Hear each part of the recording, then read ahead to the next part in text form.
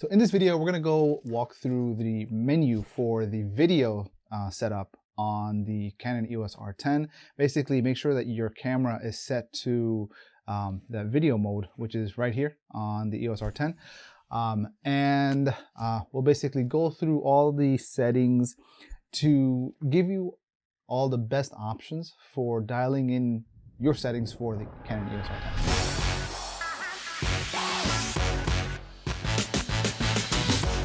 Right now, you'll notice here, I just got my lens cap on. This is the camera that I'm recording on, the Canon EOS M6 Mark II.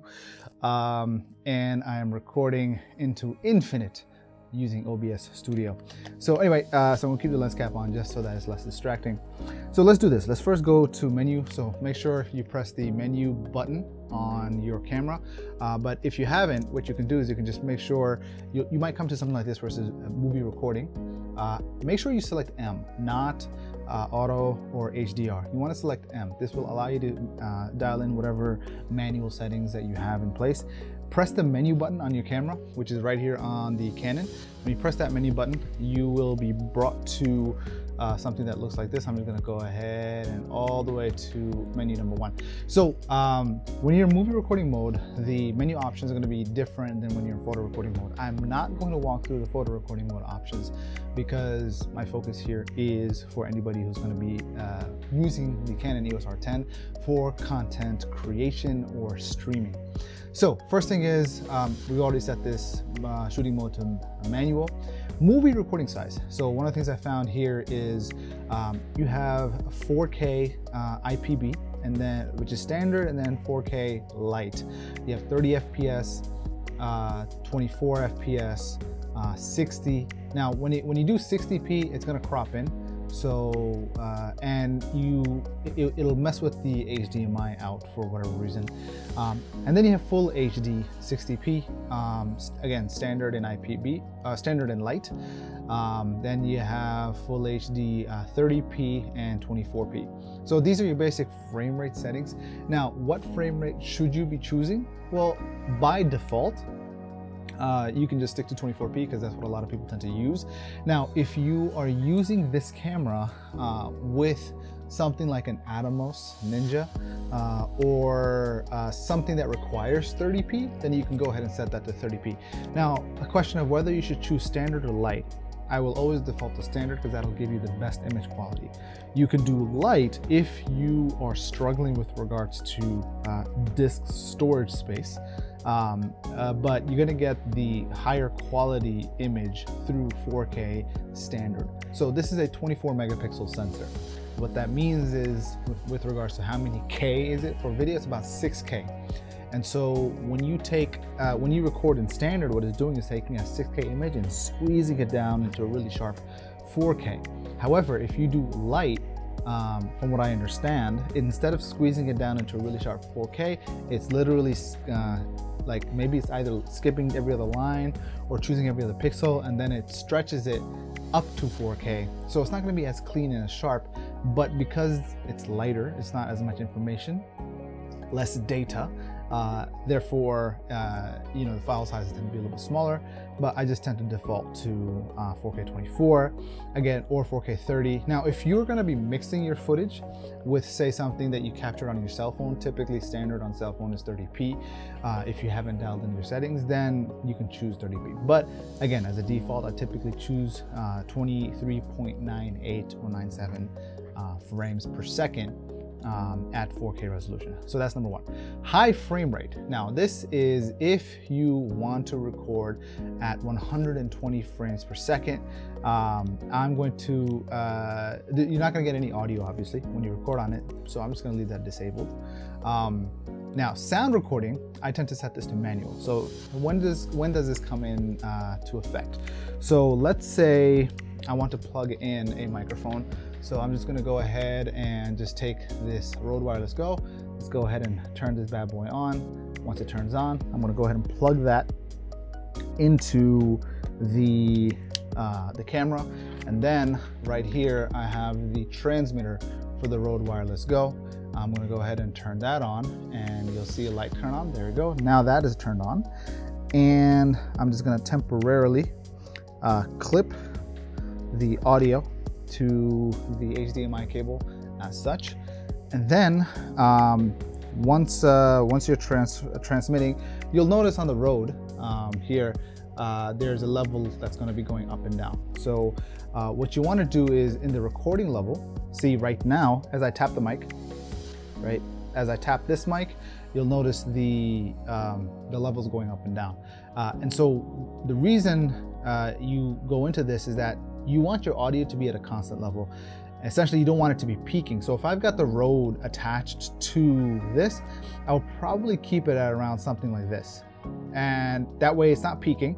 It might just get into the yellow, and which is fine, which is good.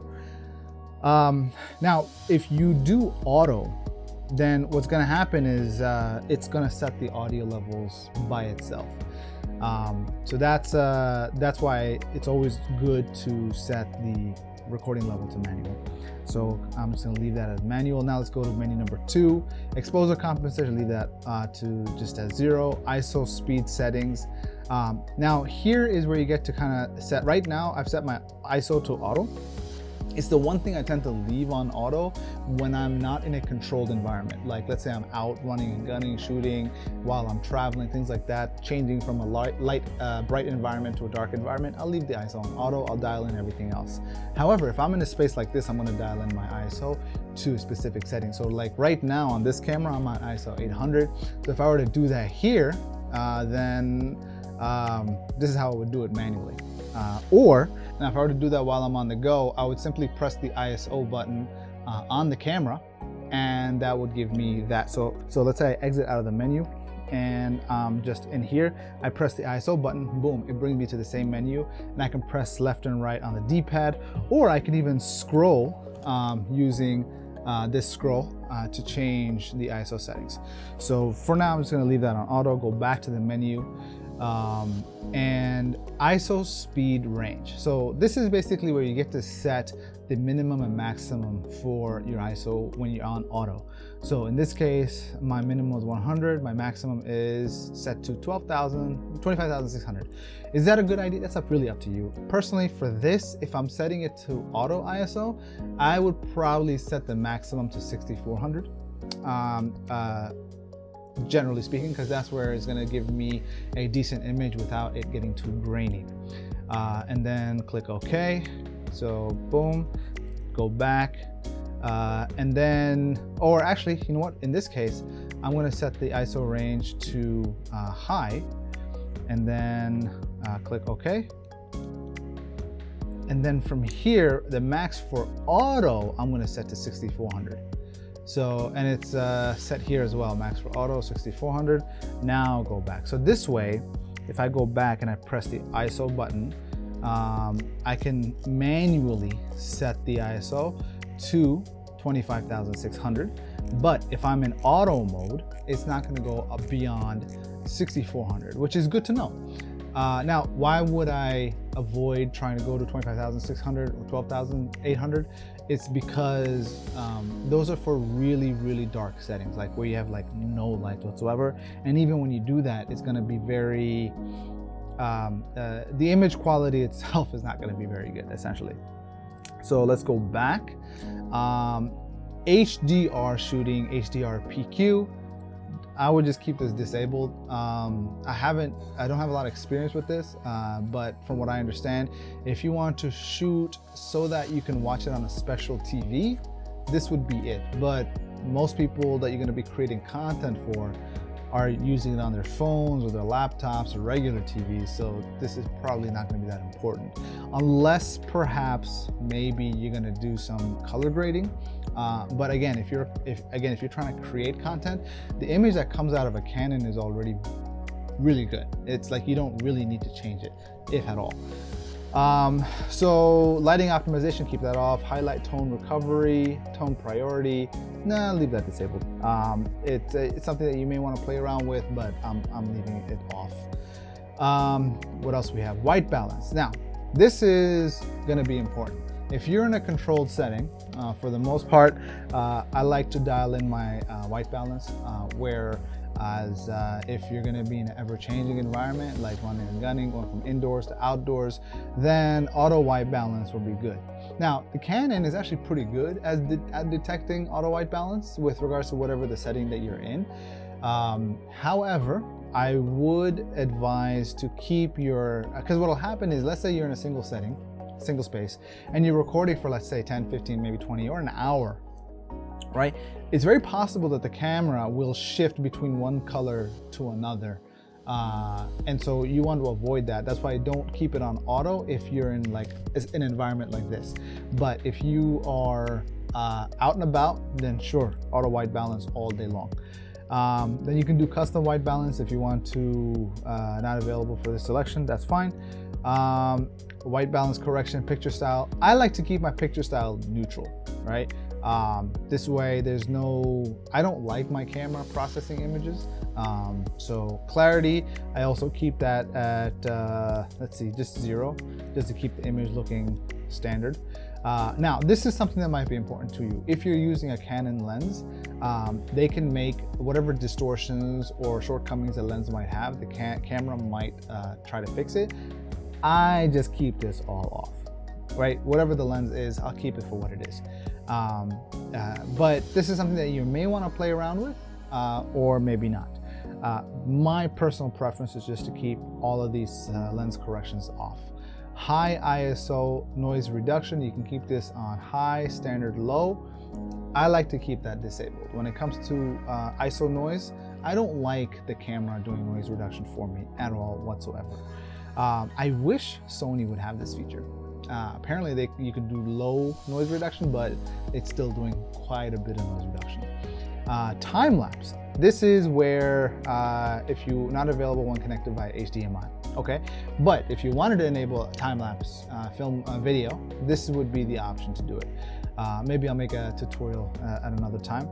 So movie self-timer off, remote control enable or disable if you want to do that.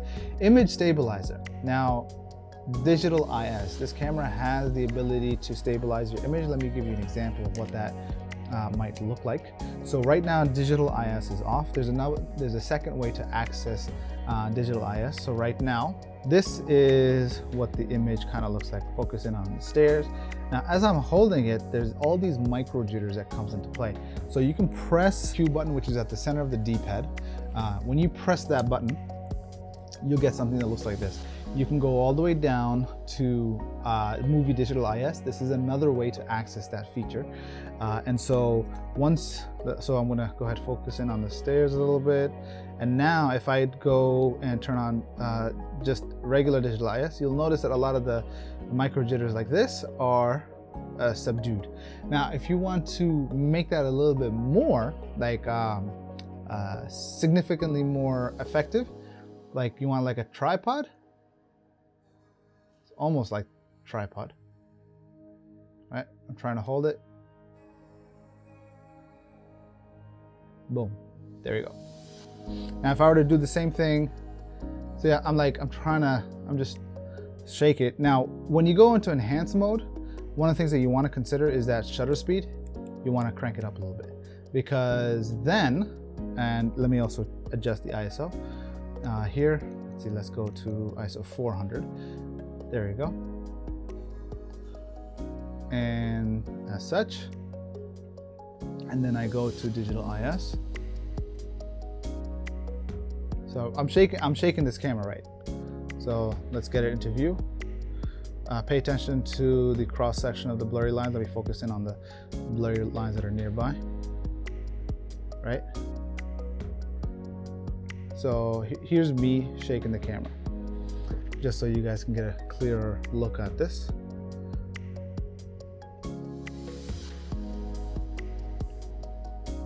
Like these micro jitters, if this thing was off, you notice all that, right? Now turn it on.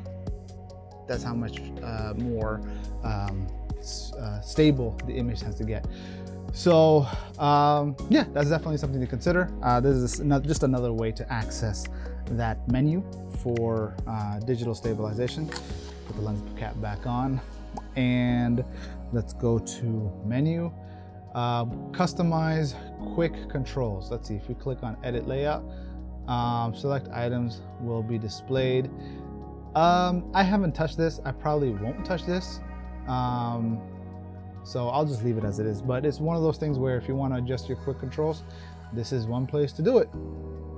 Let's go back to the menu. Shutter button function for movies. So the shutter button, which is this button right here, you can add, so half press will allow you to meter or focus, and full press can stop and start movie recording, but if you want to disable that, you can. You can also change it to one-shot autofocus or continuous autofocus or metering only. And so metering timer, 8 seconds, we'll just leave that. Shoot info display, screen info settings. Now, what all this is in terms of what you want to see when you click on the info button. Again, there's an info button on the back of this camera right here. If you press the info button as such, the histogram shows up, and what happens to the histogram, if you give it a little bit light, boom, it tells you is the image kind of, right now the image is a bit underexposed. So if I were to bring down the shutter speed a little bit, now you'll notice that there's a slightly better exposure in this image. By the way, if you press this button right here, which is under the star, right, that allows you to do focus peaking. What does that mean? So let's say you're zoomed in real tight, but you're not sure you're in focus or not. You think you're in focus, so you press that, right? And then you press the info button to zoom in, and now you can really dial in that focus. This is a very, very helpful tool, especially when you're trying to get critical focus, sharp image quality and whatnot. And then you set that. Now, if I wanted to really get the brightest possible image, right now my shutter went over 50.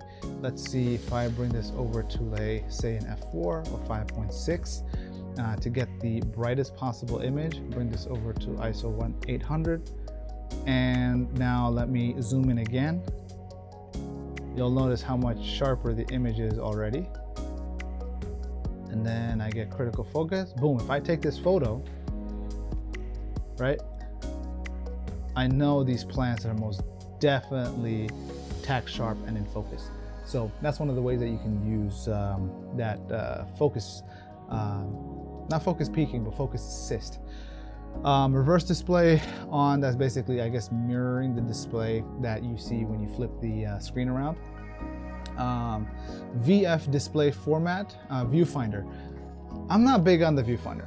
I'm not somebody who puts the camera to their face, because I like to get various different angles. I like to move with the camera a lot, and so I actually find zero value in the viewfinder itself, and that's why I actually appreciate cameras like the M6 Mark II and the ZV-E10 and the ZV-1 and the FX3 from Sony. Because they don't have a viewfinder. I understand from a perspective of photography, where having a viewfinder and you press it up against your eye, this allows you to get a third point of stabilization, but that's really it. So if you're using a viewfinder, good for you. I'm going to skip over everything that's related to a viewfinder in this, because my whole thing is just use the LCD screen. So HDMI display. Now this is where it's going to be really important. If you want to do what I'm doing right now, but you don't want to be able to see everything on the menu. So let's say I exit out of the menu right now, okay? And you notice that you're able to see the whole entire heads-up display. And if you're broadcasting, that's going to show up. So if I go ahead and click on that and I say HDMI display plus monitor, what that means is that it will now feed a clean signal. So let's say I enable that. Let's say I go back, and boom, all of the heads-up display is gone. And this is what you definitely want for the public to see. But you'll notice the LCD screen just went ahead and turned on, because when you don't have that enabled, then the LCD screen turns off while you are feeding it through the HDMI. But just for the sake of me showing you exactly what's happening here, I'm gonna re-enable that. Time code, this is just with regards to how you want the time code to play back. Now let's go into autofocus. I think that's what AF stands for. Movie Servo autofocus, keep that enabled. Autofocus area, I use a whole area. Subject tracking is on. Subject to detect people, depends on what you're focusing on. 99% of the time, it'll be people, at least in my case. Eye detection, enable that. Switching tracking subjects. I guess you can switch to, actually, I don't know what this is. This is something that would require further investigation, but this is an option to, I guess, look into. Movie Servo autofocus speed. When active, this is on, and you can set the speed to however, I guess the standard is here at 0, but you can always just slow it down. Just leave it at standard. Canon has always generally been more so of that slow, as you've noticed here, there's that slow focus. I would like it to be a little bit faster. Unlike Sony though, Sony is just like super snappy, although you can adjust it. What else we got? We got lens drive when autofocus is impossible, on. Okay, I guess when you're dealing with some of the older lenses. Touch and drag autofocus settings off. You can turn this on. It has to do with the LCD screen. I like to keep it off. Limit autofocus areas. You can do that too. Manual focus peaking settings on. Yes, because let me show you what that means. So right now I put peaking on, I put the level high and the color red, so it's clearly visible. And focus guide, what is the focus guide? I don't know, let me turn it on, let's see what happens. Now let's go back. Now if I put this on manual focus, right? So it's on manual focus. Oh, look at that.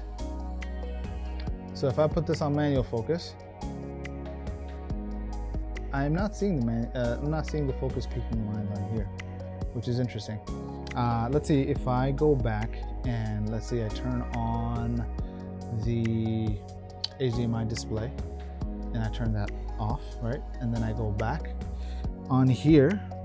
Yeah, so that's interesting. On the LCD, I will see red highlights showing me and telling me where the thing is in focus. So if I were to go to say 28 millimeters, and I focus this all the way to on the camera part of my face is red, that's basically indicating that I'm in focus. It's not showing up on the HDMI screen, but that's okay. Let me bring this back up. Keep your manual focus peaking settings on. Electronic full-time manual focus. I don't like electronic manual focus, and that's part of the reason why I like some of these older lenses, because with older lenses I can set to manual focus and I get hard stops, as you can see here. So let's go to lens electronic manual focus is set to off. Focus rotation, I guess you can change the direction if you're dealing with a native lens that is focused by wire, i.e. electronic.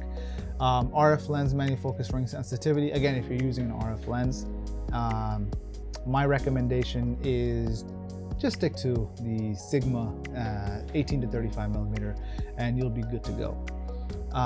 Now, this is playback. You can protect images. I just leave all this stuff as default. Raw image processing, again, whatever is default here, leave that default. Leave all this default. This is all playback stuff. Wi-Fi. I don't deal with Wi-Fi much. If I want to transfer something, I'll just pop out the SD card. When it comes to your actual, I guess, regular settings, leave that file numbering continuous. Format card, this is the only thing that's really unnecessary. If you want to format your card, you click on that and you click OK, boom, formatted the card, done. What else we got here? I exited the menu. Auto rotate. This might be useful if you're looking to shoot video like this, or if you're looking to shoot vertical video for social media, then you may want to turn that auto rotation on. I'm assuming that's what it's for. Add video rotate info. You can enable or disable that. Whatever, I'll leave that as normal. Again, if you didn't set your date and time, when you set up your camera for the first time, then this would be the best opportunity to do it. Video system, I'm in the US, so NTSC. Everything else, I'll just leave that as, this is volume. For everything else, you can make your camera silent. Again, personal preference, I'll leave that as default. Power saving. Now, when it comes to the screen dimmer, I don't like my screen to dim. I don't like my screen to turn off. Auto power off, if the camera is not in use, 3 minutes is a good time. And Viewfinder, I don't care, I'll just leave that to the very minimal. Keep that off and save as much battery as possible. Let's see here, go back again. And screen viewfinder display, leave that as default. Screen brightness, again, this is something that you can play around with. The brighter the screen, the more battery you're going to use up. So leave that as default. Viewfinder brightness, I keep that at -1 or 1, lowest possible. User interface magnification. If you have bad vision, this might be something to consider. HDMI resolution, again, I set that to auto. What else we got here? Touch control, standard, multifunction lock, sensor cleaning. Oh, this is important. Auto cleaning when you power off. That's it. And if you need to clean your sensor, you can go ahead and clean that. Boom, sensor cleaning, and your image is going to be nice and crisp. You hear that little shutter sound. Boom. And there we go. Sensor cleaning is done. USB connection app, whatever. This is Canon apps for iPhone or import remote control. That's if you want to connect via USB. What else we got here? You don't reset the camera, don't touch that. Battery info. What else we got? Remaining power, copyright info, software certification, firmware version, exposure, increments. Again, these are preferential settings. I leave this all as default. Exposure, aperture, ISO. So same exposure for new aperture. Sure, I leave the ISO setting, I guess. I don't know, I leave all this at set shutter speed range if you want to, aperture range if you want to. Again, more customizable things, add cropping information, clear all custom functions. Now, this is something that's going to be really important, creating a custom menu. This is basically where you get to add everything that you want to get quick access to all in one page. So here, so this is my menu number 1. If I go to configure my menu, there's really 2 things that I want to get access to rather quickly. So select items to register, and you basically go through your stuff here that you would want to tap into. So specifically for me, there's 2 things. There is the format card. So if I go down to format card, ABC, keep it going, you gotta just kind of look for it. And this takes a little bit of time. That's why I'm just gonna go ahead and add one thing. Let's see, menu focus, focus guide, focus, erase images, protect images, random, keep going, keep going. Where is the format card? Format card, boom. Registers, yes, okay. And go back. All right, go back. Boom, I got format card, and the other one is HDMI display. So I want quick and easy things. So if I'm going to connect my camera for streaming and whatnot, I just go ahead and then I just go ahead and, as opposed to going into the menu and looking for it. If I can't remember which part it is in, it's already in the start menu. These are the 2 things that I would most commonly look for: format my card and HDMI display. Now let's go to the quick menu, which is the Q, which is the Q on the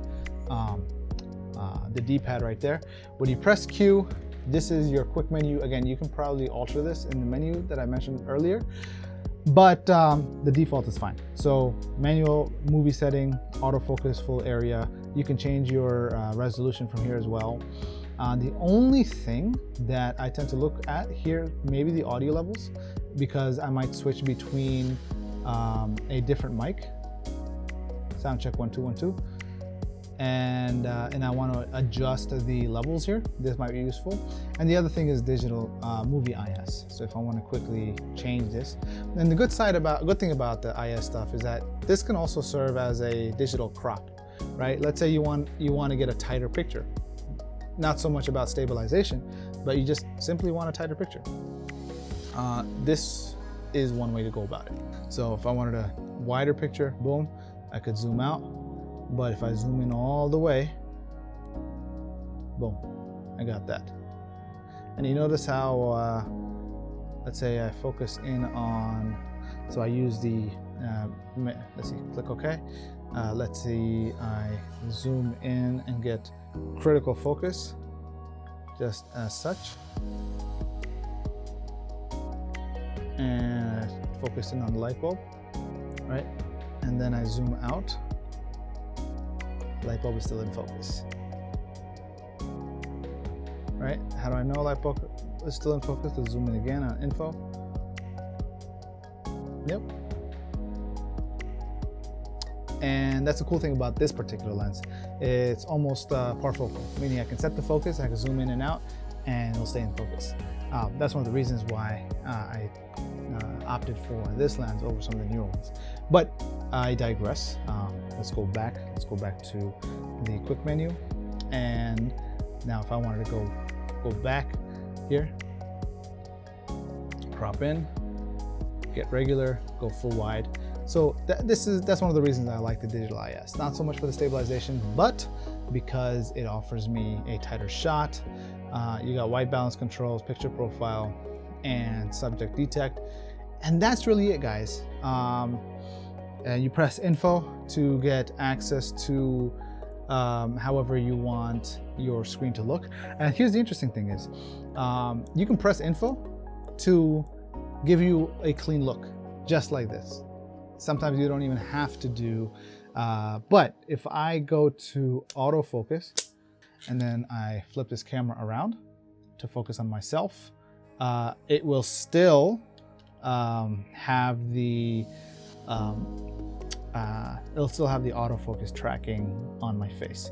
That's the downside if you don't enable the whole HDMI clean HDMI output. If I go to HDMI display, turn that on, right? Now go back, right? And then I turn that back on, and now it's autofocusing, right? But you'll notice the image is rather clean. Now you'll notice the image is really grainy. Let's see what this looks like when we go and turn on the noise reduction, remote control, high ISO, speed, noise reduction, and we bring that back to standard. Okay, let's see how much different that image looks. Boom. Look at that. A lot of that grain is gone. That's the, but you'll notice I kind of look a little mushier, right?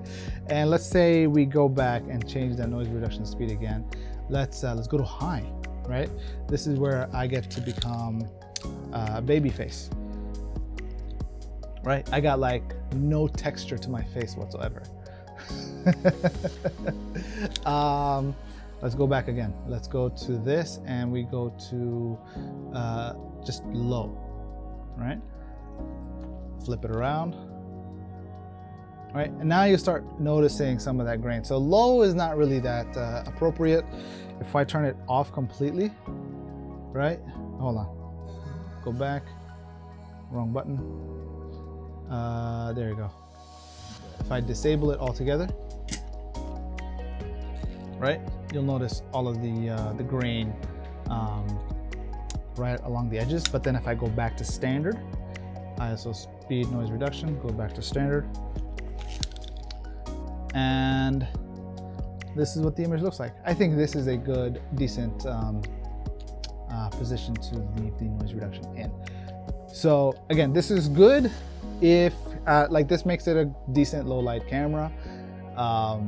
So yeah, this is, I think we're it. I think that covers the entire menu setup. You dial in these settings as I showcased here. You'll be good to go with regards to your own content creation and for live streaming. So hope you guys found this of help, of use, and let me know if you have any questions in the comments below. I'll see you soon.